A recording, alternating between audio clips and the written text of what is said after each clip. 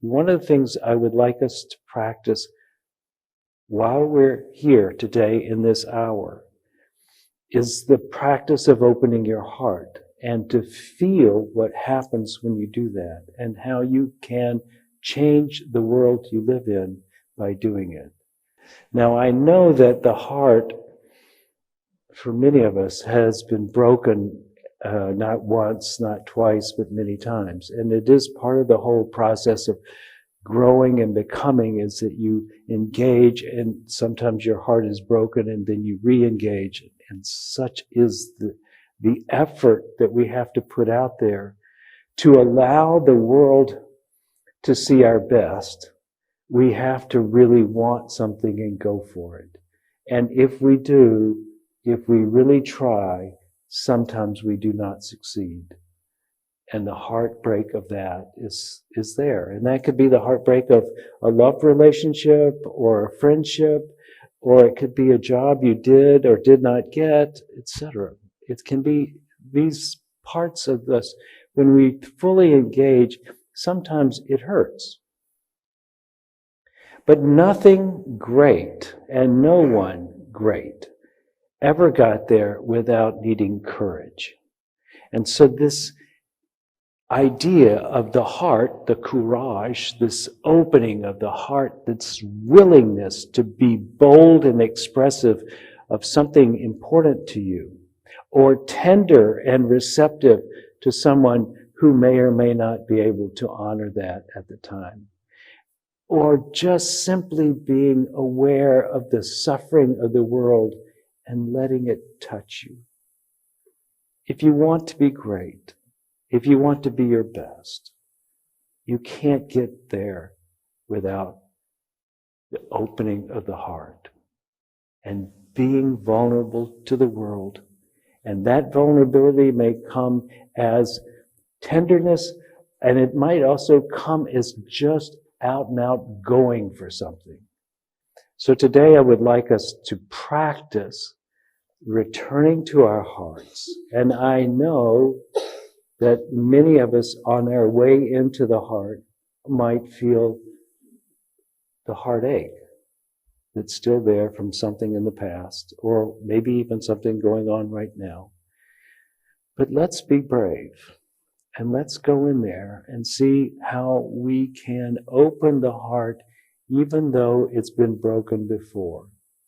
HeartMath is an institution in Northern California that has been studying the heart for a long time.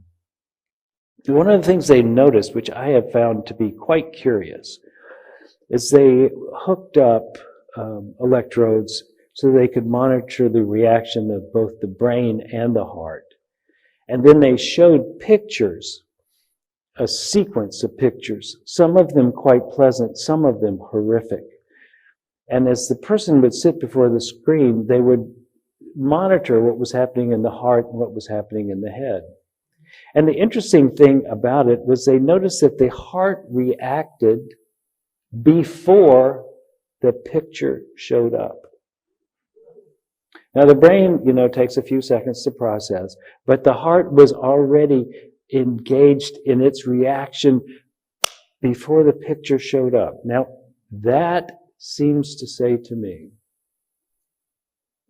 among the many ways you might interpret it, this is how I interpret it, that the heart is connected to everything.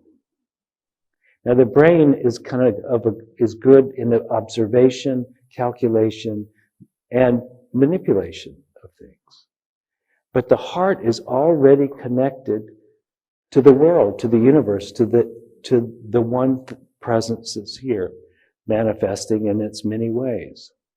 And so if you want to be connected to the one presence and the many as one, you would do it through the heart, because it knows what's happening even though you can't see it yet. It is connected at a level that is more primary than the brain. As you know, it's the first organ to be developed in the embryo. It is also, the heart has way more electrical energy. You can sense the heart at a distance much easier than you can sense thoughts at a distance. It takes almost nothing to register the heart. It takes more sensitivity to be able to pick up the brain waves. The heart is a powerful organ, and it has a radiance to it that you can feel when you get in close, which is part of the reason I think it's really important at some point for us to come together as a spiritual community in person, because the radiance of the energy of the heart is so affirming. And once the heart is activated, the atmosphere around that person, that heart, is infused with the energy of love and acceptance. And when that happens, things are good. We heal. We calm down. We make connections. We feel accepted. We feel like we belong. I hope you got something out of today's service. We intend to bring you things that will help you in your life become more of who you want to be, give you the freedom of forgiveness and the hope of expectancy that your life will unfold in a way that brings you joy, happiness, and is a contribution to the world.